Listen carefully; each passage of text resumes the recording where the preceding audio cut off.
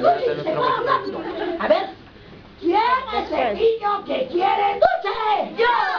¡Uy, caramba! Muy bien. ¡Abajo!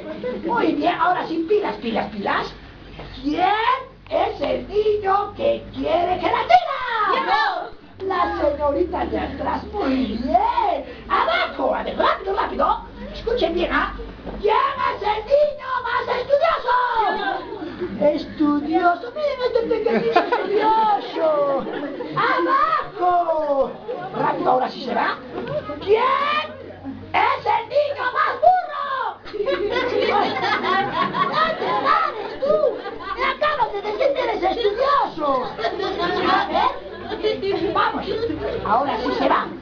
¿Quién es el niño que quiere chocolate? ¡Chocolate! ¡Caramba! Muy bien. A ver, escuche. ¿Quién quiere torta? ¡Uy, muy bien! ¡Abajo! Muy bien. A ver, ¿quién es el niño que quiere hacer pichi? ¿Quieres hacer pichi? ¡Caramba! Seguramente bien comido de casa. A ver, ahora, muy bien, vamos a ver.